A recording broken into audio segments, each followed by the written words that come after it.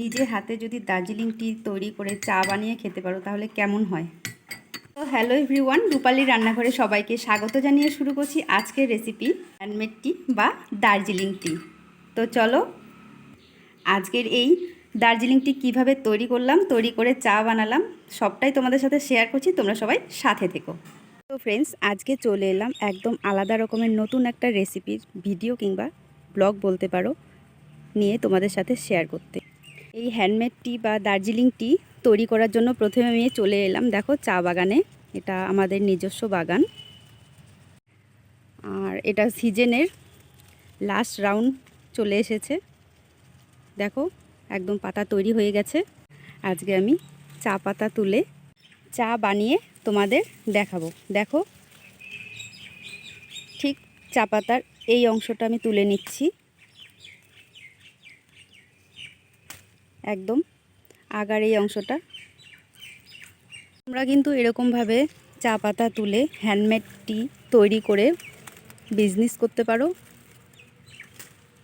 একই মাপের চা পাতাটা তুলতে হবে, ছোট বড় হলে হবে না, যেহেতু এটা হ্যান্ডমেড টি। যদি মেশিনে তৈরি হতো তাহলে একটু ছোট বড় হলেও কোনো ব্যাপার ছিল না, যেহেতু আমি হাতে তৈরি করব তাই একই মাপের তুলে নিতে হবে পাতাটা। এই রেসিপির ভিডিও বা ব্লগ বলতে পারো, এটা বিশেষ করে আমাদের ক্ষুদ্র চা চাষি ও ভাইদের জন্য। ভিডিওটা দেখে নিতে পারো, দেখলে অনেকটাই তোমাদের উপকারে আসবে। এরকমভাবে যদি তোমরা হ্যান্ডমেড টি তৈরি করে বিজনেস করতে পারো, অনেকটাই সাফল্যের মুখ দেখতে পারবে তোমরা।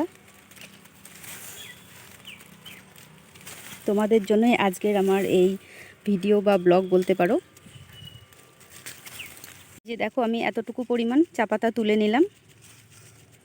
আমি আরও একবার বাগানের ভিউটা তোমাদের দেখিয়ে দিচ্ছি। দেখো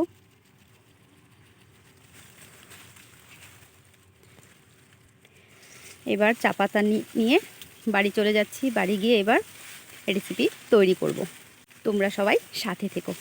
এবার চা পাতাগুলো কুলোতে ঢেলে নিচ্ছি, ঢেলে একটু ভালোভাবে বেছে নেব যেখানে কোনো রকম বড় পাতা আছে কি না। আচ্ছা, হয়ে গেছে। এবার হাঁড়িতে করে গরম জল বসিয়ে দিলাম, জলটা ফোটার জন্য আমি ওয়েট করব। জলটা ফুটতে শুরু হয়ে গেছে। এবার একটা নেট বিছিয়ে নিলাম, পাতা তোলারই নেট। এবার চা পাতাগুলো এই নেটে দিয়ে দিচ্ছি।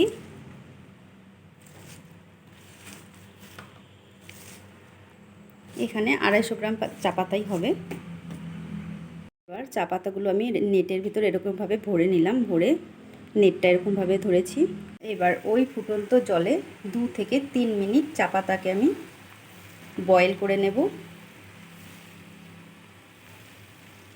2 থেকে 3 মিনিট হয়ে গেছে। এবার আমি এটা নামিয়ে নেব, নামিয়ে জল ঝরিয়ে নেব। গরম জলে হাফ বয়েল করার পর দেখো চা পাতার কালারটা এই টাইপের হয়ে গেছে, শুধু কালারটা একটু চেঞ্জ হয়েছে। এবার চা পাতাটা আবার কুলোয় নিয়ে ছড়িয়ে দিচ্ছি। কুলোতে নিয়ে একটু ফ্যানের হাওয়া দিয়ে জলটা শুকিয়ে নেব। চা পাতাটা থেকে জলটা মোটামুটি ঝরে গেছে। এবার আমি চা পাতাটাকে এরকম করে হাত দিয়ে রোল করে করে করে করে ঘুরিয়ে নেব। এবার পাতাটা আমি ভালোভাবে ছাড়িয়ে নেব। দেখো চা পাতাটা একদম এই টাইপের হয়ে গেছে। এবার আমি একটা কড়াই বসিয়ে দিয়েছি গ্যাস ওভেনের ওপর। এবার চা পাতাগুলো আমি এতে ছড়িয়ে দেব, দিয়ে ভালোভাবে নেড়ে চেড়ে অনবরত নাড়তে থাকতে হবে যাতে পুড়ে না যায়। অনবরত নাড়তে নাড়তে চা পাতাটা এই পজিশনে চলে এসেছে। দেখো আরও কিছুক্ষণ নেড়ে ভেজে নেব। হ্যান্ডমেড টি বা দার্জিলিং টি দেখো তৈরি হয়ে গেছে। এবার আমি এগুলো নামিয়ে চা বানিয়ে নেব তোমাদের সামনেই। তো ফ্রেন্ডস, তোমরা কে কোথা থেকে আমার এই রেসিপি দেখছো অবশ্যই কিন্তু জানাবে। আর যাদের যাদের চা বাগান রয়েছে বা আশেপাশে চা বাগান রয়েছে তাদের কাছে একটাই অনুরোধ, অন্ততপক্ষে একবার এরকমভাবে নিজে হাতে গ্রিন টি বানিয়ে চা খেয়ে দেখো, আশা করি ভালো লাগবে। চা পাতাটা আমি কড়াই থেকে নামিয়ে নিয়েছি। এখানে 250 গ্রাম কাঁচা পাতা থেকে মাত্র 50 গ্রাম চা পাতা বেরিয়েছে। একটা গ্যাস ওভেনের উপর চায়ের ফ্রাইপ্যান বসিয়ে নিলাম। এতে দিয়ে দেব 2 কাপ পরিমাণ জল।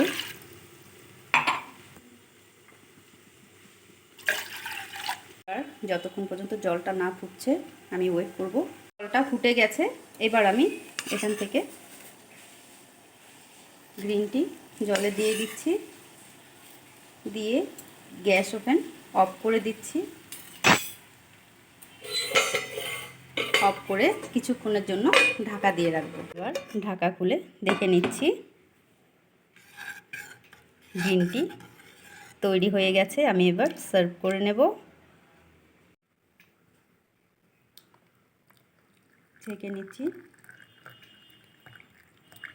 দেখো চায়ের কালারটা শুধু একবার দেখো কীরকম হয়েছে। ডায়েট করছো তাদের জন্য একটু হাফ চা চামচ মধু মিশিয়ে এই গ্রিন টিটা খেতে পারো। তো ফ্রেন্ডস, আজকের দার্জিলিং টি তৈরি হয়ে গেছে। দেখো আমি সার্ভ করে নিয়েছি। রেসিপিটি তোমাদের কেমন লাগলো অবশ্যই জানাবে, আর ভালো লাগলে লাইক কমেন্ট শেয়ার করে অন্যদেরকেও দেখার সুযোগ করে দেবে। এরকম নিত্য নতুন আলাদা টাইপের রেসিপি দেখতে চাইলে আমার চ্যানেলটিকে সাবস্ক্রাইব ও ফলো করে দিও। আজকের মতো এই পর্যন্তই। নেক্সট কোনো দিন অন্য কোনো রেসিপি নিয়ে তোমাদের সামনে হাজির হব। সবাই সুস্থ থেকো, ভালো থেকো, নমস্কার।